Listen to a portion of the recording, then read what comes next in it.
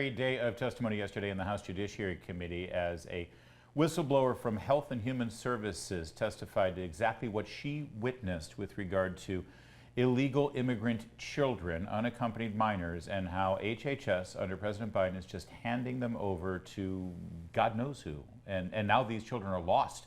Literally, they can't find them in our country. Here's a little bit of the testimony. I thought I was going to help place children in loving homes. Instead, I discovered that children are being trafficked through a sophisticated network that begins with recruiting in home country, smuggling to the U.S. border, and ends when ORR delivers a child to a sponsor.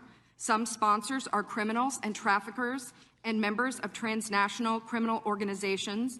Some sponsors view children as commodities and assets to be used for earning income. This is why we are witnessing an explosion of labor trafficking.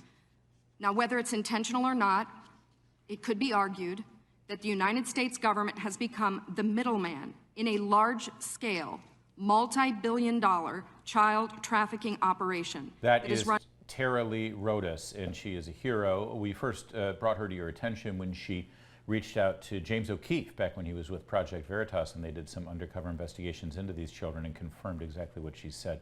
Joining us now is Mark Krikorian. He's the Executive Director for Center for Immigration Studies. And Mark, I mean, you've been talking about this and trying to draw attention to the irresponsible holes that are in the system right now when it comes to these unaccompanied minors. Are you surprised by how bad it is? No, I'm appalled, but I'm not surprised. And in fact, no one in the Biden administration should be surprised, because this happened during the Obama administration too.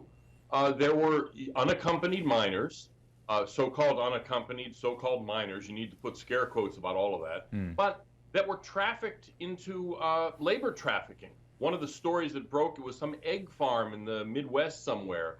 And there were kids that had been delivered to this egg farm essentially for slave labor. So if that happened back then, why wouldn't the Biden people, who were the same as the Obama people, have their antenna up that, you know, we need to be careful of this and make sure it doesn't happen again, if only for political reasons. In other words, it's obviously it's morally abhorrent, but just to cover their behinds politically, and yet apparently not. It came out a while back before this hearing that HHS Secretary Javier Becerra, who's in charge of placing these kids with their so-called sponsors, said that they needed to be working faster. They needed to get these people out of shelters faster into sponsors and, cut corners, get it done. Well, this is what happens. This is what happens. I want to show a little bit more of the testimony in a moment, but Mark, obviously, this issue has always been a supply and demand issue, and it looks like we're giving up on both ends of it. If we shut down the border and actually enforce the laws as they exist, that would cut off the supply because these kids wouldn't come into the country. But this egg farm, as you mentioned, in the Midwest, I mean, is there any enforcement on the demand side? Is there any enforcement with these employers who are hiring children? What kind of monsters are they? Wait. You mean the Biden administration enforcing the ban on hiring illegal aliens? I'm sorry, but I thought this was a serious news show, not a parody show. That's fair. There's nothing like that happening. Absolutely, it's prohibited under this administration. So, of course, stuff like this is going to happen, and the Immigration Service is not going to be allowed to know about it until it, bursts into the news. So we've seen these images of children crossing the border after making this, treacherous trek, and we know they're being exploited by coyotes, human traffickers, drug traffickers. We've seen them piled up and stacked up in these temporary shelters down at the border. I think most Americans assumed that the U.S. government was processing these children and then doing some sort of due diligence before handing them over to just random adults in this country. But watch this part of the testimony. Tell us about the vetting that you've observed.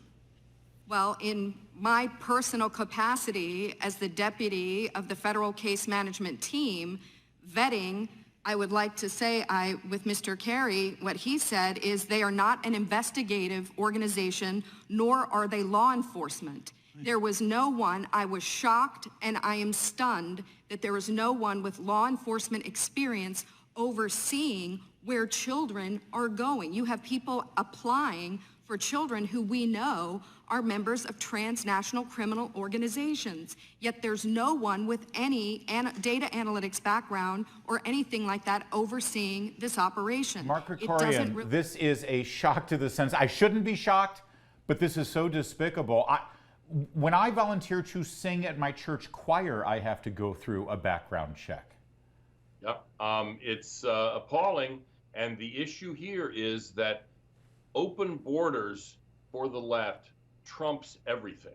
And so getting more people into the United States with as few obstacles as possible is really the driving motivation for this administration's immigration policy. And the activist groups who aren't monsters, they don't want this to happen, but they're constantly complaining these young people are spending too long in these shelters while you're doing background checks and vetting and what have you. It's taking too long. They have to get out. You're evil, just like Trump. You're locking them in cages or what have you. Yeah. And so they end up just pushing them out the door. And their reaction, of course, is going to be, well, most of them are going to go to normal homes. And that's probably true. But, you know, I don't know. I think maybe they figure you got to break a few eggs to make an omelet. That's horrible. It really is horrible. And again, these are children here. Last I checked with Alexandria Ocasio-Cortez, she was screaming at a parking lot, pretending like she was upset about children being held in these shelters. But I didn't see her yesterday during this testimony. I didn't see any comment from her about this, where these children, literally, we've lost them. There are tens of thousands that they've completely lost track of. God knows what they're doing. They could be caught up in sex trafficking and the sex trade. They could be doing pornography against their will. I mean, this really is a human tragedy, and it's here in the United States. And, you know, Congressman Chip Roy during this said, look, he said the Democrat witness said 85% of them we know are responding to the follow-up phone calls and all that. And Congressman Roy said, well, even if that's true, 15% of them we don't know anything about. If you send your kid to school and 15% of the kids you send to school don't come back at the end of the day, that's a pretty big problem. Yeah. In other words, even according to the Democrats' own witness, they have a serious problem. So I know that you and Republicans in the House seem to be already on board with impeachment proceedings against Secretary Mayorkas for Homeland Security over the immigration and border crisis. Now throw Health and Human Services into the mix. I mean, is this also an indication that there needs to be some serious oversight here that could result in another impeachment of a cabinet-level secretary? There, at the very least, needs to be serious oversight here. And, you know, I don't know whether Becerra should be impeached or not, but, you know, if impeachment is for high crimes and misdemeanors, this may well qualify. Yeah. You've said all the way back into the Trump administration and even during the campaign before President Trump became President Trump that the border problem is not just solved by a fence. There's a whole lot more involved here than just a fence or a wall.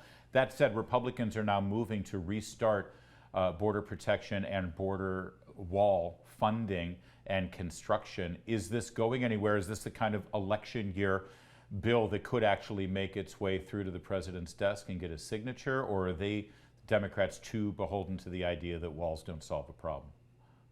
First of all, the bill that was passed out of committee, and I think the whole House will approve it, did have wall stuff in it, but it addressed a lot of other things too. It addressed the abuse, the president's abuse of something called parole, that's supposed to be for a handful of exceptional people that you let in emergency cases. He's using it. He's already let 1 million people in under this supposed exception. So in other words, the House bill deals with more than just the wall, which is essential. And there's a lot in there that's very useful.